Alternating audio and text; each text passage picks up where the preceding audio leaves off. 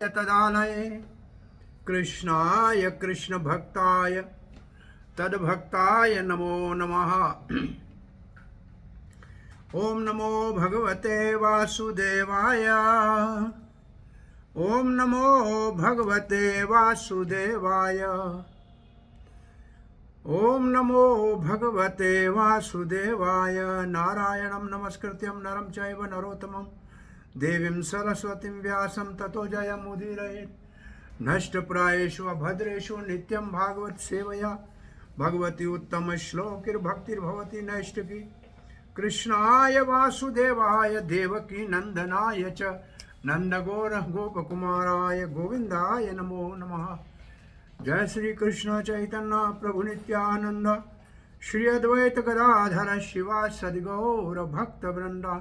हरे कृष्णा कृष्ण कृष्ण हरे हरे, हरे राम राम राम हरे हरे। प्रिय पार्थसारथी फाउंडेशन के भाग्यशाली भक्तों, हम श्रीमद् भागवत के सत्संग में आज तीसरे स्कंद श्रीमद् भागवत में 7वें अध्याय में 11वें और 12वें श्लोक का श्रवण वर्णन करेंगे। मैत्रेय जो विदुर ने उनसे प्रश्न पूछे हैं, उनके उत्तर में 8 से 14 श्लोक तक ईश्वर और जीव, उसके बीच में जो भ्रम है, मिसकंसेप्शन है, उसका निवारण कर रहे हैं और भक्ति के लिए परामर्श या सलाह दे रहे हैं। तो जीव और ईश्वर के बीच में जो भ्रम है, गलत धारणा है लोगों की, उसका निवारण कर रहे हैं मैत्रेय जी विदुर के माध्यम से 8 से 14 श्लोक तक। तो हमारे पास 10 और 11 दो श्लोक है ना, उसको कहते हैं प्रॉब्लम इज आत्म प्रिययः विप्रययः। आत्म विप्रयय का मतलब है आत्मा के विषय में उल्टी धारणा। 10 और 11 श्लोक में आत्मा के विषय में गलत धारणा। द प्रॉब्लम इज आत्म विप्रयय। विप्रयय ये माया का एक पर्व है, उल्टा सोचना। तो हम श्लोक पढ़ रहे हैं 11वां। यथा जले चंद्रमसः कंपादिस्ततः कृतो गुणः दृश्यते असन्नपि दृष्टोर आत्मनो नात्मनो गुणः। ये श्लोक कहता है यथा जले, जैसे जल में, चंद्रमसः, चंद्रमा का प्रतिबिंब पड़ता है, कंपादिस, और तो पानी के अंदर चंद्रमा का प्रतिबिंब कांपता हुआ नजर आता है, क्योंकि पानी हिलता है तो चंद्रमा का जो प्रतिबिंब है वो भी हिलता हुआ नजर आता है। तत दृशो गुणः, तो वो चंद्रमा का गुण नहीं है, वो पानी का गुण है, क्योंकि हिलता पानी है, चंद्रमा नहीं हिलता। दृश्यते, ऐसे दिखता है, सनपि दृष्टुर, असन्नपि दृष्टुर का अर्थ श्रील प्रभुपाद जी लिखते हैं, दृश्यते सनपि। सनपि का मतलब है विदाउट एग्जिस्टेंस, उसका कोई अस्तित्व नहीं है पानी के अंदर, फिर भी पानी में प्रतिबिंब कांपता हुआ नजर आता है, हिलता हुआ नजर आता है। दृष्ट हो, किसको? देखने वाले को। आत्मनः, जो आत्मा है, अनात्मनः, आत्मा नहीं है जो गुणः, जो आत्मा का गुण नहीं है वो आत्मा का गुण दिख रहा है। तो इसका अनुवाद श्री प्रभुपाद जी ने किया है, तो आइए इसके अनुवाद को देखिए। प्रभुपाद जी कहते हैं, जैसे चंद्रमा का प्रतिबिंब जल के ऊपर देखने वाले को कांपता हुआ या हिलता हुआ दिखता है, क्योंकि उसने पानी के गुण को धारण कर लिया है। पानी का गुण है हिलना, और चंद्रमा का प्रतिबिंब पानी के गुण को धारण करता है, इसलिए हिलता हुआ दिखता है। इसी प्रकार जब जीव प्रकृति के गुणों के साथ तादात्म्य करता है तो वो भी अपने आप को भौतिक प्रकृति का अंश मान लेता है। तो अब चक्रवर्ती पाद ने इसको लिखा है,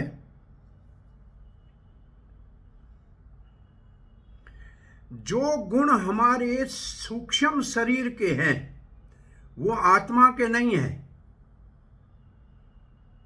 जो गुण हमारे सूक्ष्म शरीर के हैं, एक स्थूल शरीर, एक सूक्ष्म शरीर। सूक्ष्म शरीर के गुण आत्मा के गुण नहीं हैं, परंतु ऐसे दिखते हैं जैसे पानी के ऊपर चंद्रमा का बिंब जो प्रतिबिंब है वो हिलता हुआ दिखता है। चंद्रमा नहीं हिलते हैं, परंतु प्रतिबिंब हिलता हुआ दिखता है। अब हम पढ़ रहे हैं इस श्लोक का सारांश। जीव के भौतिक गुण जो हैं वो चंद्रमा के प्रतिबिंब के समान है पानी में। अब श्रील प्रभुपाद जी का तात्पर्य देखिए। भगवान परमात्मा, उसकी तुलना इस श्लोक में दी गई है चंद्रमा से। चंद्रमा क्या है? भगवान परमात्मा। और जो जीव आत्मा है वो उस चंद्रमा के प्रतिबिंब से उसकी तुलना दी गई है। चंद्रमा क्या है? भगवान।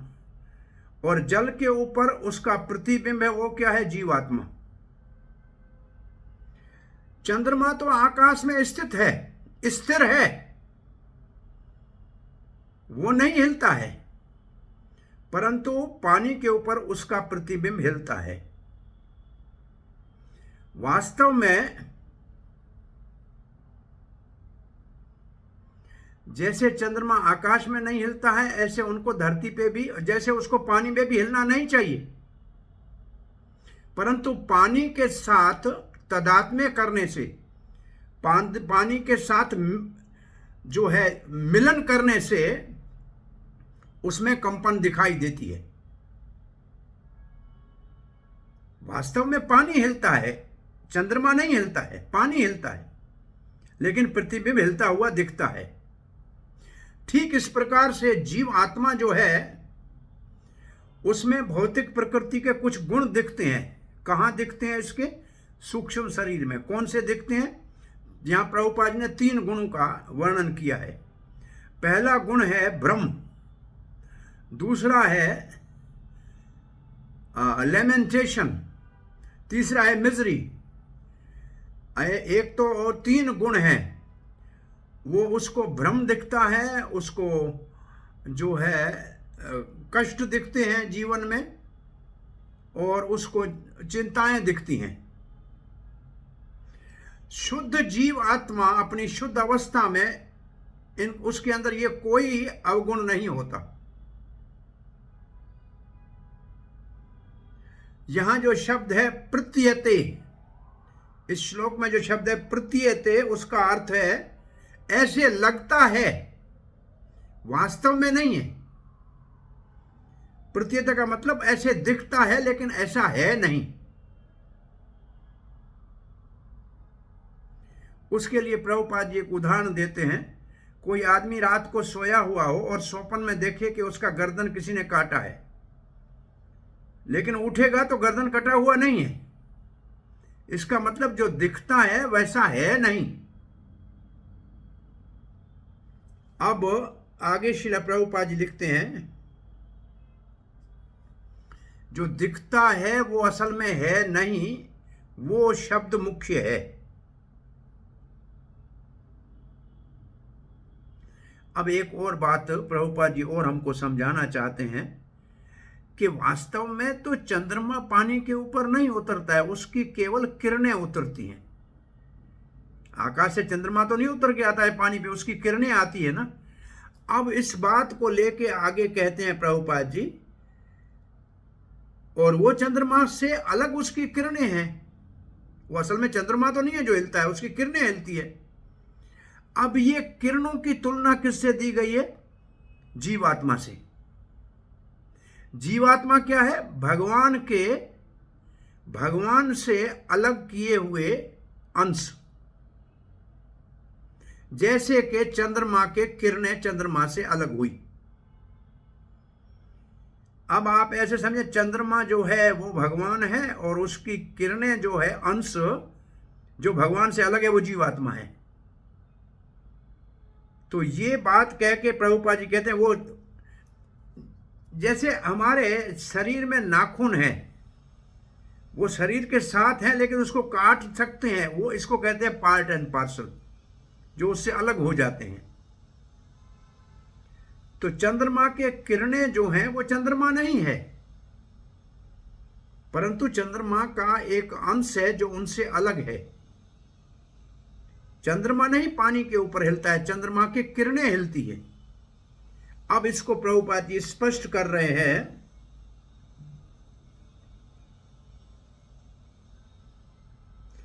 तो जल यहां क्या है?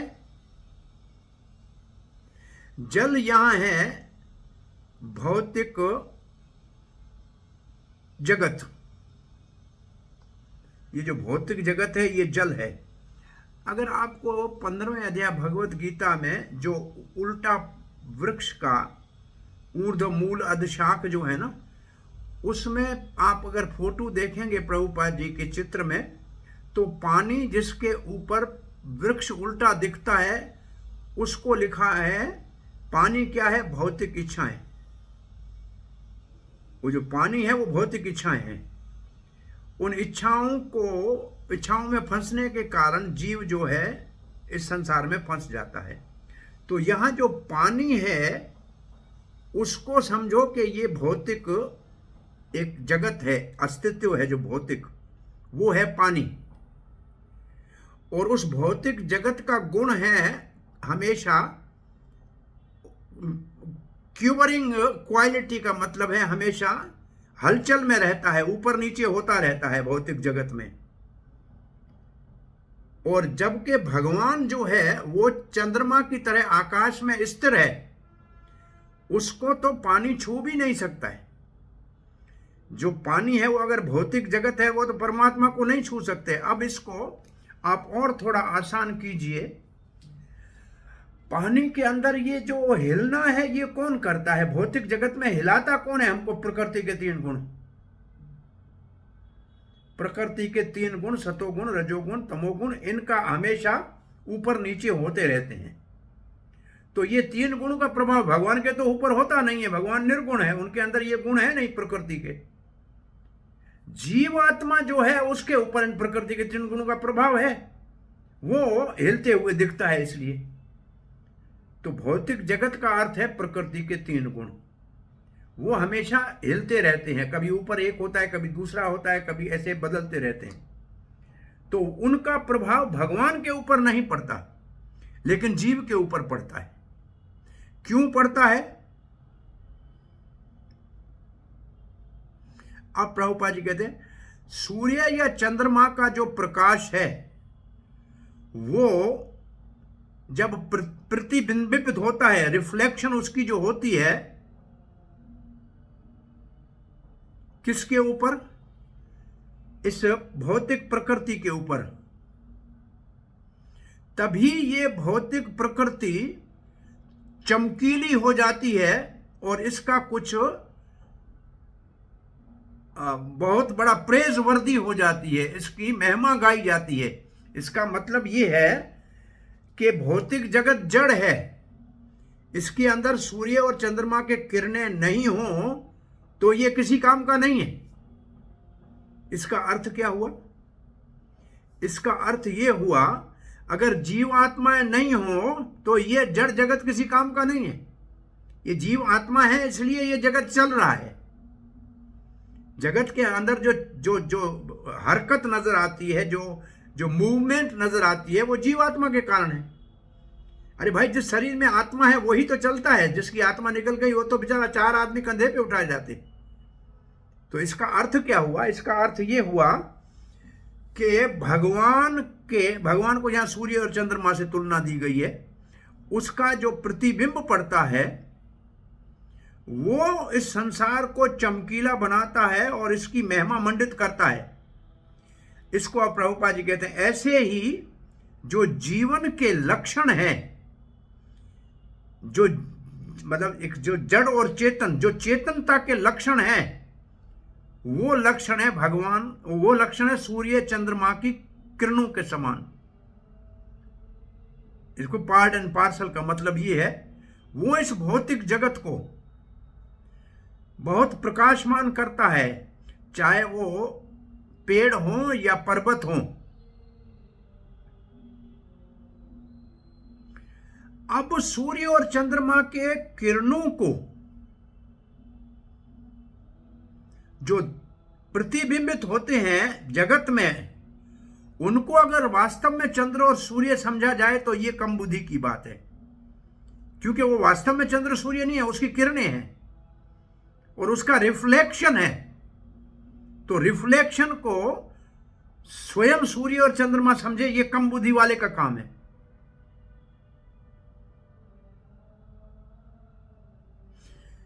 और जो शुद्ध अद्वैतवाद वाले हैं, प्योर मोनिस्टिक का मतलब शुद्ध अद्वैतवाद का जो दर्शन है, वो इसी आधार पे है कि दोनों एक हैं। वास्तविक बात यह है, वो भले एक दूसरे से कनेक्टेड हैं, एक दूसरे से जुड़े हुए हैं, फिर भी चंद्रमा का प्रकाश सब जगह बिखरा हुआ है। अब प्रभुपाद जी उदाहरण दे रहे हैं, जैसे ताजमहल के ऊपर चंद्रमा के किरणें जब गिरती हैं तो ताजमहल रात को चमकते हुए दिखता है, जैसे चांदी का बना हुआ है। वही अगर चंद्रमा की किरणें किसी जंगल में पड़ती हैं, गहन जंगल में पड़ती हैं, तो धरती तक पहुंचती नहीं है, पेड़ों के अंदर अटक जाती है, उसका कोई महत्व नहीं रहता है। तो लोग उसको कुछ महत्व देते नहीं है। इसका अर्थ ये है, भगवान का जो जीव एक प्रकाश है, एक प्रकार का, वो सब जगह एक समान है, परंतु उसको अलग अलग प्रकार से अनुभव किया जाता है और इसलिए अलग अलग लगता है। इसलिए चंद्रमा के प्रतिबिंब को पानी के ऊपर वास्तविक चंद्रमा नहीं समझना चाहिए। इसका मतलब अद्वैतवाद के अनुसार वो हिलने वाले चंद्रमा को और असली चंद्रमा को एक नहीं समझना चाहिए, मतलब जीव को और ब्रह्म को एक नहीं समझना चाहिए। जो चंद्रमा में कंपन होता है वो भी अलग अलग होता है, कहीं कम होता है, कहीं ज्यादा होता है। जब एक जगह पानी खड़ा होता है, जैसे तालाब का है, तो उसमें कम कंपन होता है, नदी का पानी है तो ज्यादा कंपन होता है, समुद्र की छोलियां हैं तो और ज्यादा कंपन होता है।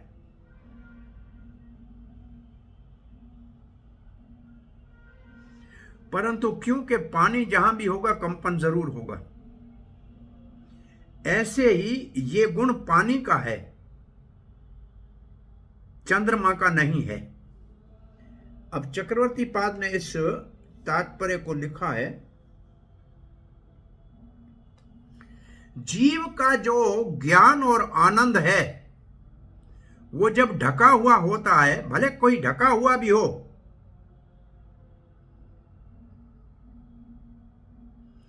जीव का ज्ञान और आनंद ढके होने के उपरांत जीव जो है उसके अंदर आसक्ति, द्वेष, राग, द्वेष, ये पांचों, काम, लोभ, ये सब जो माया के 5 पर्व हैं, इसको बोलते हैं माया के 5 पर्व।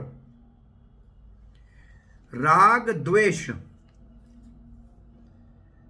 और अभिनिवेश मोह, ये जो है ये गुण जीव आत्मा का जब वास्तविक ज्ञान और आनंद ढक जाता है तब ये दिखते हैं। तो ये जो 5 जीव के अंदर दिखने वाले गुण हैं, जैसे आसक्ति, द्वेष न राग और द्वेष, चिंता, ब्रह्म, ये असल में अंतःकरण के गुण हैं, आत्मा के नहीं है, ना आत्मना। ये अंतःकरण के गुण हैं, आत्मा के नहीं है। वो असन्न, वो जीव से, वो आत्मा से उनका कुछ लेना नहीं है। वो आत्मा के गुण नहीं है, वो अनात्मा के गुण है, मतलब अंतःकरण के गुण है। जो देखने वाला है, कौन है देखने वाला? जीवात्मा। उसके गुण नहीं है, इसको कहते हैं दृष्टा। यहां कहते हैं जीवात्मा को दृष्टा। देखने वाला जो जीवात्मा है उसके गुण नहीं है, ये अंतःकरण के गुण है, जो सूक्ष्म शरीर को ही अंतःकरण कहते हैं। अंतः का मतलब अंदर के, करण मतलब इंद्रियां, अंदर की इंद्रियां। अंदर की इंद्रियां हैं मन, बुद्धि, अहंकार और चित्त। इसी को सूक्ष्म शरीर कहते हैं। उदाहरण दिया गया है कि हमारे अंदर इल्यूजन कैसे, यानी ब्रह्म कैसे सच दिखता है। उदाहरण ये दिया गया है, अब चंद्रमा का किरणों, चंद्रमा के किरणों का पानी के ऊपर जो कंपन है वो चंद्रमा का कंपन नहीं है। चंद्रमा नहीं कांप रहा है, पानी कांप रहा है। पानी में दिखने वाला चंद्रमा असल में चंद्रमा नहीं है, वो तो चंद्रमा के किरणें हैं वो केवल।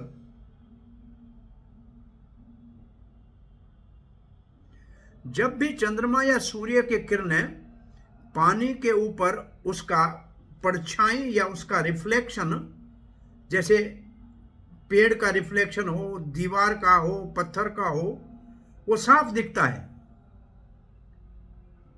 रोशनी पड़ती है सूर्य की और पानी के ऊपर जो है प्रतिबिंब होता है पेड़ का, जो किनारे पे है नदी के। तो जो रिफ्लेक्शन वो जो है उसी को उसका प्रतिबिंब कहते हैं।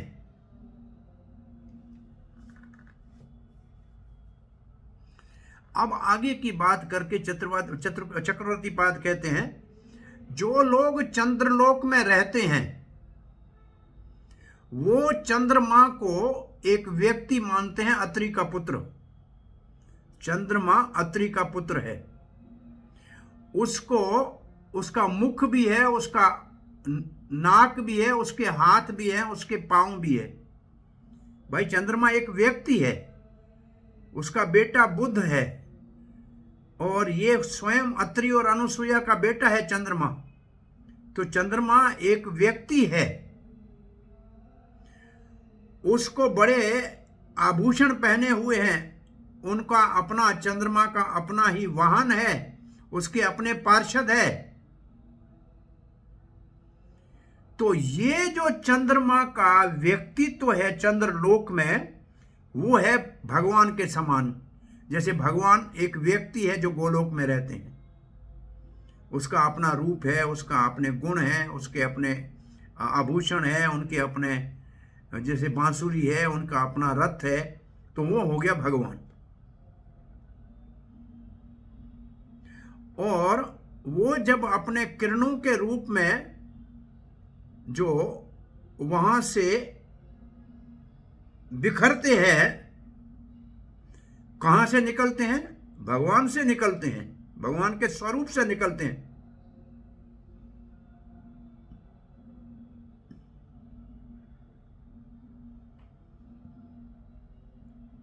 उन कुछ किरणें निकल रही हैं, उनके अंदर से प्रकाश निकल रहा है। जो चंद्र के ऊपर रहते हैं, चंद्रलोक में रहते हैं, उनके लिए वो प्रकाश अलग दिखता है, और हम जो धरती पे ऊपर रहते हैं उनके लिए वो प्रकाश अलग दिखता है। इसका मतलब अलग जगहों पे उसका अलग अनुभव होता है, चक्रवर्ती पाद कहते हैं। ये जो है ये है परमात्मा का उदाहरण और ब्रह्म का उदाहरण।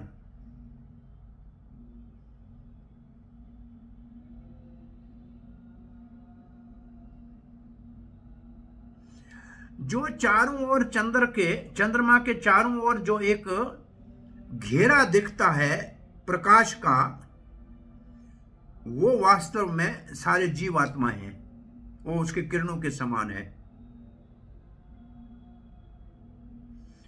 ये जो किरणें हैं वो पानी के ऊपर प्रतिबिंब के रूप में दिखते हैं।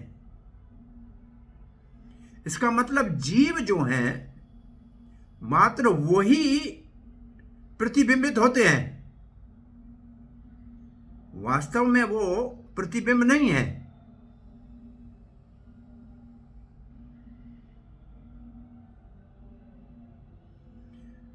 मात्र उनका प्रतिबिंब कांपता है, वो नहीं कांपते हैं। पानी का गुण है ये। इसका मतलब जब जीव ऐसे भ्रम में पड़ता है, चिंता में पड़ता है, राग द्वेष करता है, तो वो अंतःकरण के गुण हैं, वो जीव के गुण नहीं है।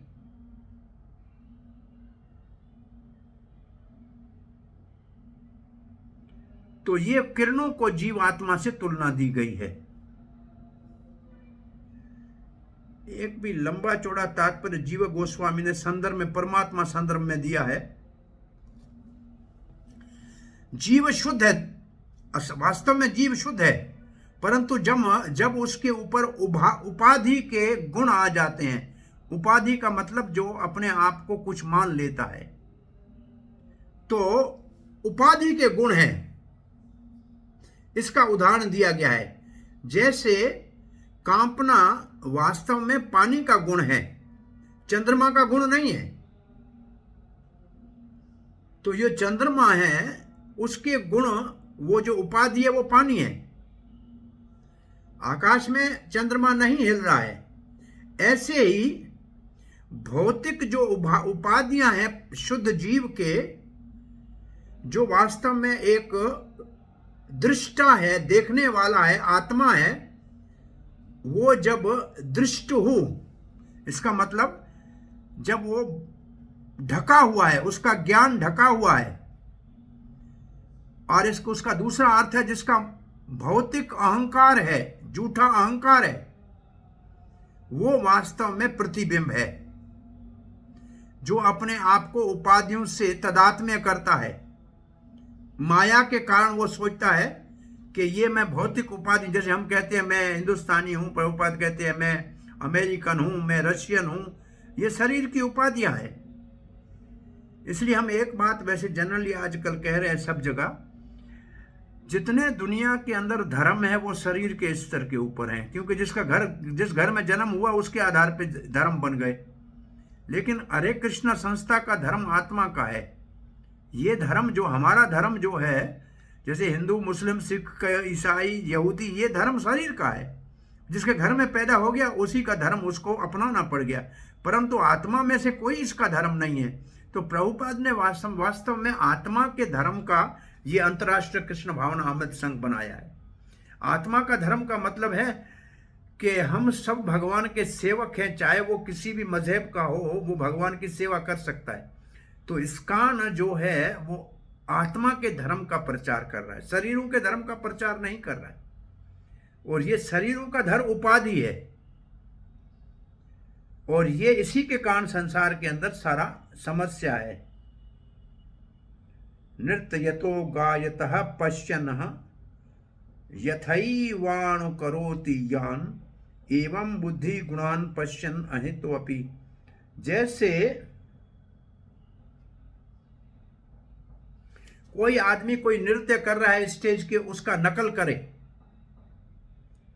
ठीक ऐसे ही आत्मा वो कभी भी करता नहीं है भौतिक कामों का, परंतु वो प्रकृति के तदमात्म्य से उसकी बुद्धि अपने आप को कर्ता मानती है।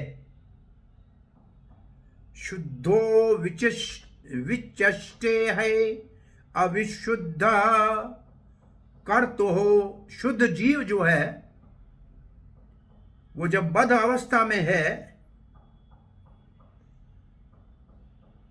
उसमें तलीन है, विचिष्ट का मतलब तलीन है, तब वो समझता है कि मैं करता हूं। भगवान जिसके अंदर सब शक्ति है, जो अचिंत्य है, उसकी अंतरंग शक्ति अचिंत्य है, वो भगवान के स्वरूप में है, उसके ऊपर माया का प्रभाव नहीं पड़ता है। परंतु जीव जो है उसके ऊपर माया का प्रभाव पड़ता है, ये इसका कारण है। अब हम 14वां श्लोक पढ़ते हैं।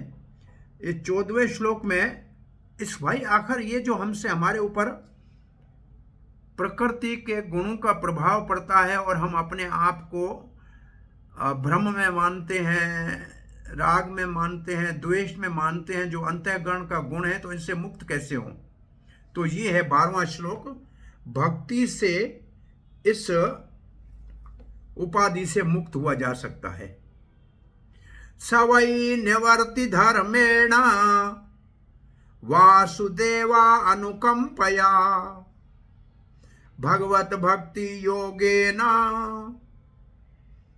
त्रयोधते शनैः इह का मतलब इस दुनिया में जीते जी, जिंदे हैं तब मरने के बाद नहीं, जीते जी। इह का मतलब है इस दुनिया में। शनैः का मतलब आस्ते आस्ते, धीरे धीरे। अब क्या है? सवै निवृत्त धर्मेण, जो निवृत्त धर्म है, निवृत्त का मतलब जो निवृत्त धर्म है, निवृत्त धर्मेण।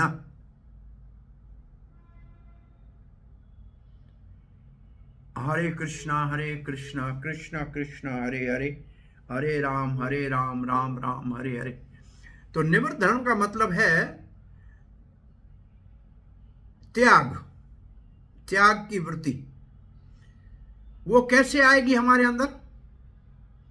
तो उसके लिए कहते हैं, उसके आने के लिए वासुदेव अनुकंपाया, भगवान कृष्ण की कृपा होगी तब। भगवान की कृष्ण की कृपा से अगर हम, जैसे देखो, ये मन को संसार में से हटाने के लिए भगवान ने 2 बातें कही है। अभ्यासेन तो कौन्तेय वैराग्येण स गृह्यते। अभ्यास और वैराग, ये वैराग शब्द है, निवृत्ति धर्मेण का मतलब वैराग। तो इस श्लोक का अर्थ प्रभुपाद की परिभाषा में अभ्यास का मतलब रोज 16 माला करना, और वैराग का अर्थ 4 नियमों का पालन करना। ये है निवृत्त धर्म।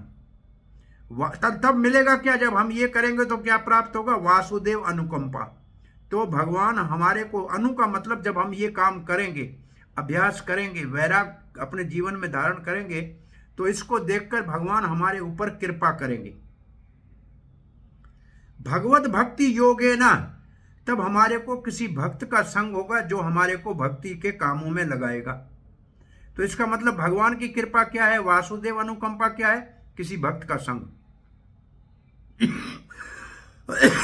भगवान की कृपा है भक्त का संग, और जैसे भक्त का संग होगा तो क्या होता है?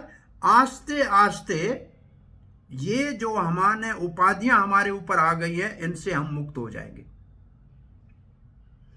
भक्ति का तो परिभाषा ही है सर्व उपाधि विनिर्मुक्तम, सारे उपाधियों से विशेष रूप से मुक्त हो जाए। ऋषिकेन सेवनम भक्तिर उत्तमा। उत्तम भक्ति है इंद्रियों से भगवान स्वामी ऋषिकेश की सेवा करे। तो इसका अर्थ श्रील प्रभुपाद लिखते हैं, जो हमारी गलत धारणा है, अपने आप को हमने भौतिक शरीर के साथ तादात्म्य करके एक मान लिया है, वो धीरे धीरे भगवान की, वासुदेव की कृपा से खत्म होने लगेगी। कैसे? भगवान की भक्ति के योग के अभ्यास करने से। उसमें क्या है? उसमें हमारे अंदर वैराग की उत्पत्ति होनी चाहिए। तो वैराग की एक और परिभाषा आपको आज बताते हैं। वैराग का अर्थ छोड़ना नहीं है, वैराग का अर्थ है विशेष राग। भगवान में आसक्ति हो जाए तो संसार अपने आप छूट जाएगा, उसके लिए अलग प्रयास नहीं करना पड़ेगा। तो यह वैराग का अर्थ है भगवान में अनुराग होना। ये जो अज्ञान है कि मैं शरीर हूं, ये धीरे धीरे समाप्त हो जाएगा भक्ति से। और ये भक्ति जो हमारे अंतःकरण के ऊपर कई जन्मों से जो संस्कार पड़े हैं उपाधियों के, उनको नाश कर देगा। ये भक्ति कहां से आएगी? भगवान की कृपा से आएगी। कैसे भगवान कृपा करेंगे? भक्तों का संग देंगे। ये चक्रवर्ती पाद का अनुवाद है। तात्पर्य, अब तात्पर्य श्रील प्रभुपाद जी का हम पढ़ते हैं।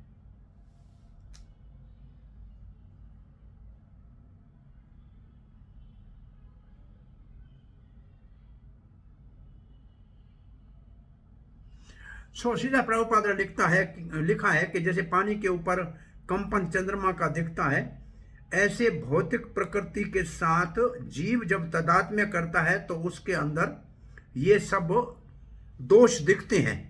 ऐसा वो अपने आप को मान लेता है कि मैं शरीर हूं, और फिर वो भौतिक प्रभाव के कारण भौतिक चिंतन करने लगता है, कल्पनाएं करने लगता है कि मैं भगवान हूं। ये प्रभुपाद जी ज्ञानियों की, मायावादियों की बात कर रहे हैं। ऐसा गलत धारणा भगवान की भक्ति जो भगवान की कृपा से प्राप्त होगी वासुदेव की, उससे ये धारणा समाप्त हो सकती है कि मैं मूर्ख भगवान अपने आप को मानने का मूर्खता को छोड़ दूंगा। पहले स्कंद श्रीमद् भागवत में भगवान वासुदेव की भक्ति के लिए लिखा है। वासुदेव भक्ति वो लिखा है प्रयोज्यतः, वो श्लोक है। उससे शुद्ध ज्ञान आ जाएगा। ज्ञान वैराग दोनों उससे आ जाते हैं। ये पहले स्कंद का श्लोक है। वासुदेव भगवती भक्ति योग प्रयोज्यतः, ज्ञान वैराग अपने आप पैदा हो जाएंगे, उसमें कोई अलग प्रयास नहीं करना पड़ेगा। तो ये प्रभुपाद ने श्लोक उद्धृत किया है पहले स्कंद के, मैं समझता हूं दूसरे अध्याय का। और ये श्लोक है वास्तव में कि सब शास्त्रों का सार क्या है? भगवत भक्ति। वासुदेव भक्ति सारे शास्त्रों का सार है। दूसरे प्रश्न का ये उत्तर है। तब वो अपनी शुद्ध अवस्था में आ जाएगा, और जो उसकी शुद्ध अवस्था है उसमें फिर वो भौतिक प्रभाव से विचलित नहीं होगा।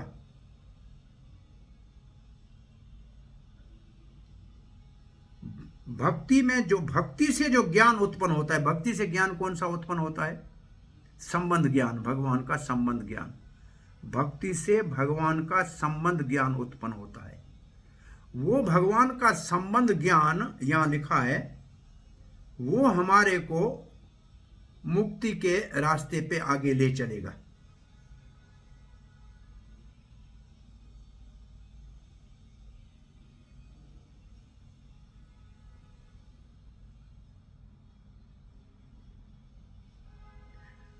ऐसा ज्ञान जिसका उद्देश्य है भगवान की भक्ति को कैसे हम भक्ति करें ये जानना।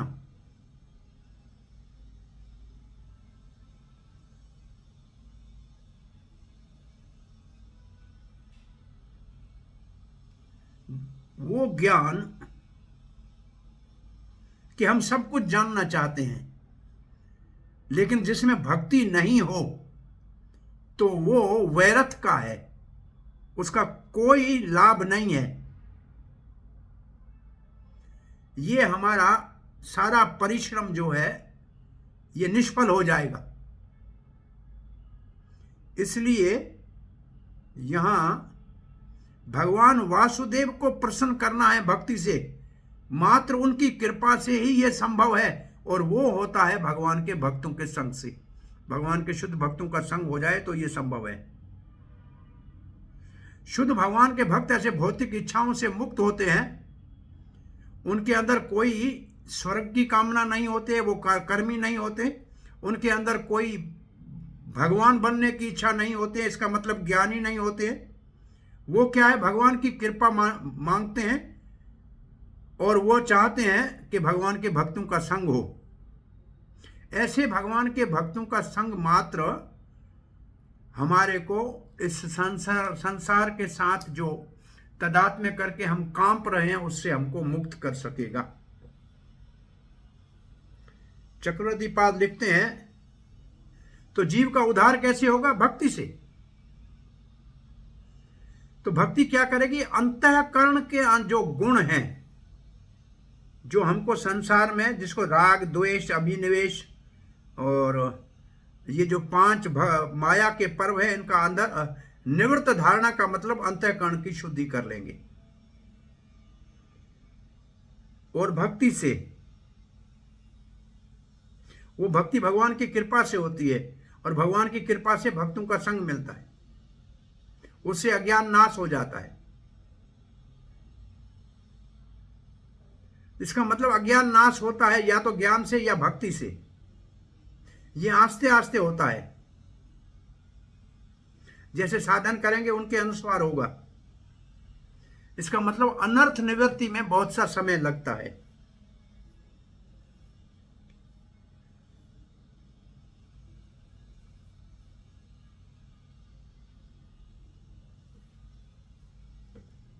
भक्ति जब परिपक्व होती है तो भौतिक इच्छाएं समाप्त हो जाती हैं, उसको कहते हैं निवृत्त धर्मेण।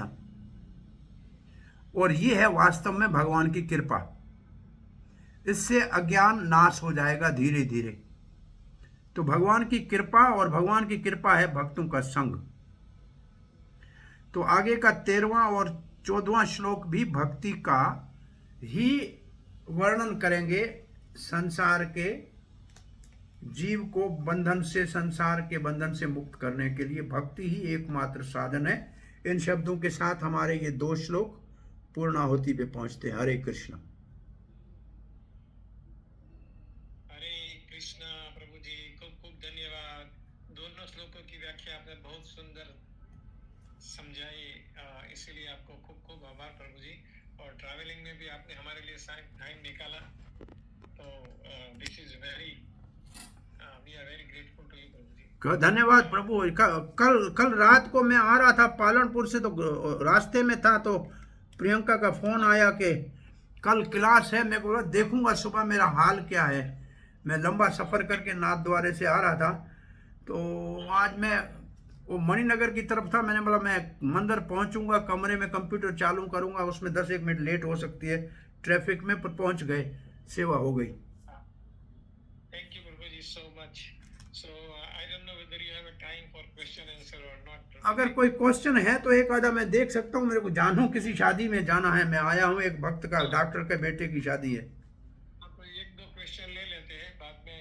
हाँ, अगर है तो कोई पूछ सकते हैं। चाहे तो आप, टाइम बाउंड है तो नहीं भी ले सकते हैं, जैसे नहीं, कोई है तो एक ले लीजिए। टाइम तो मैं 8:30 निकलने को बोला था, 8:45 हो गए, देखते हैं, निकलते हैं। अच्छा ठीक है प्रभु जी। So I will request Pradyumna प्रभु, please unmute and ask your question. एक प्रद्युम्न है और एक दूसरी सुयश है, सुयश पांडे, और तीसरा है मुनि श्रेष्ठ गोविंद। हाँ जी, बोलिए। हाँ जी, बोलिए बोलिए। ये हमारा गिरिराज को देखिए, हमारा गिरिराज को देखिए, सालंगराम को देखिए, बोलिए। हाँ जी, प्रणाम प्रभु जी। जय राधे। जय राधे प्रद्युम्न, जय राधे। जय राधे। बहुत आनंद हुआ, आपका दर्शन हुआ। आज श्रीनाथ जी जाके आए हैं और अभी बहुत आनंद हुआ। हाँ, कल सन्मुख दर्शन करके आए, प्रसाद भी खा के आए। बहुत आनंद हुआ प्रभु जी। आपकी यात्रा बहुत अच्छी तरह हुई। श्रीनाथ जी की नाथ द्वारा गए थे ना? जी हाँ जी। बहुत आनंद हुआ प्रभु जी। इसी तरह आते रहिए और साथ में हमको भी रखिए साथ में प्रभु जी। चलेंगे साथ, आपके साथ। जरूर जरूर प्रभु जी। जरूर जरूर, निश्चित रूप से। हरे कृष्ण। जय राधे। जय श्री राधे। हरे कृष्ण प्रभु, हरे कृष्ण। थैंक यू प्रभु जी। हरि बोल, हरि बोल। और कोई प्रश्न? हरे कृष्ण प्रभु जी, please unmute yourself?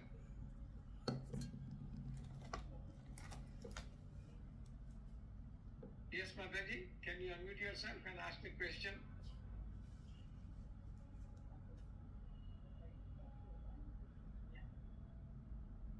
You have to unmute yourself. Okay. Yes, Prabhu ji now हरे कृष्णा प्रणाम प्रभु जी हाँ जी, बोलिए। थैंक यू सो मच प्रभु जी आपने बहुत क्लास दिया और मैं आपकी क्लासेस यूट्यूब पे सुनती हूँ और पहली बार मुझे आपका फेस टू फेस क्लास करने का मौका मिला so thank you so much for Shakti Foundation. प्रभु जी मेरा प्रश्न ये है कि जैसे आपने हमें भागवतम के श्लोक को पढ़ाया उसके साथ जीव गोस्वामी की टीका को एंड सारार्थ दर्शनी की टीका को भी आपने पढ़ाया तो हम उसको कैसे पढ़ सकते हैं प्रभु जी लाइक हम रोज टू रोज जो हम भागवतम पढ़ते हैं तो साथ में हम दोनों को कैसे कंबाइन करके पढ़ सकते हैं? वो दोनों पुस्तक भी है, सॉफ्ट कॉपियां भी है। प्रभु जी उसकी हिंदी या इंग्लिश कुछ ट्रांसलेशन है क्या? हिंदी तो नहीं है मेरे सामने, तो इंग्लिश था। ओके प्रभु जी दूसरा प्रश्न ये है कि आपने जैसे कहा कि भक्ति जब परिपक्व हो जाती है तो हमारी सारी इच्छाएं समाप्त हो जाती है तो अभी हमारे मन में अगर थोड़े बहुत जो भी डिजायर्स आते हैं तो इसको हम कैसे लें प्रभु जी? इसका मतलब भक्ति परिपक्व नहीं है, अभी साधन के स्तर पे, सिद्ध के ऊपर से जब सिद्धि प्राप्त होती है तो साधन भक्ति और सिद्ध भक्ति, तो हम साधन भक्ति कर रहे हैं, इसलिए अभी तक तो हमारे अंदर अनर्थ है। Yes Prabhu thank you so much. आस्ते आस्ते प्रयास करते रहेंगे, भक्तों का संग करते रहेंगे, हरे कृष्ण जपते रहेंगे तो आस्ते आस्ते ये सब कम होने लगेंगे। Thank you, Prabhuji. This is the last question, Muni Shrestha Prabhu. मुनि श्रेष्ठ गोविंद जी बोलिए। Prabhuji, unmute yourself. Hare Krishna. हरे कृष्णा हाँ। हरे कृष्णा प्रभु जी दंडवत दंडवत बोलिए बेटा। प्रभु जी मेरा क्वेश्चन ये है कि एक तो माता जी ने पूछा कि भक्ति जो है वो पक्की हो जाए, लेकिन ये कब पक्की होगी, यानी मतलब ये कब बैंड होगी? अरे भैया कोई 40-50 साल के 51 साल में हो जाए तो कोई जल्दी देर नहीं हो गई। प्रभुपाद को एक भक्त ने पूछा है कि 10 साल से हरे कृष्ण जप रहा हूँ, कुछ नहीं है। प्रभुपाद ने बोला मैं 50 साल से जप रहा हूँ। इसका मतलब है कि ये हमको यहाँ भी करनी है और भगवान के धाम में जाके करनी है। इसका मतलब ये है, प्रभुपाद जी उदाहरण देते हैं, आम तो आम ही होता है, कच्चा आम, हरा आम कच्चा होता है और पीला पक्का होता है। तो वास्तव में जब भगवान के धाम जाएंगे तभी वास्तविक पक्की भक्ति पक्के आम की तरफ रसीली होगी। दुनिया में रहेंगे तब तक तो हरे आम की तरह ही भक्ति रहेगी,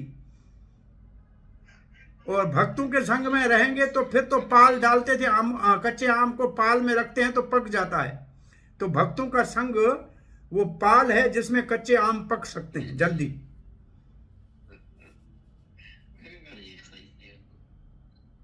प्रभु जी एक और क्वेश्चन था कि भगवान की ब्लेसिंग से जो है भक्ति मिलती है, तो भगवान की ब्लेसिंग का मतलब है भक्तों का संग। भक्तों का संग ही भगवान की कृपा का प्रमाण है।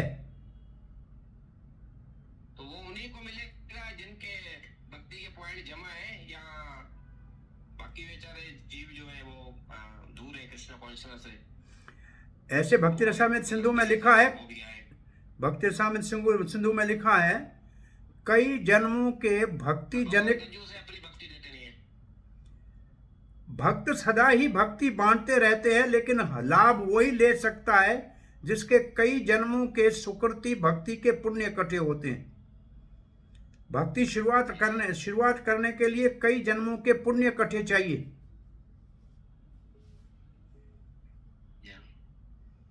हरे कृष्णा। धन्यवाद। हरे कृष्णा। डॉक्टर हरे कृष्णा, डॉक्टर अशोक, मैं क्लास हली पे हूँ, निकरांदो है 10-15 मिनट में हूँ मंदिर में, यहाँ निकरांदो क्लास एक हली पे, हमें क्लास खत्म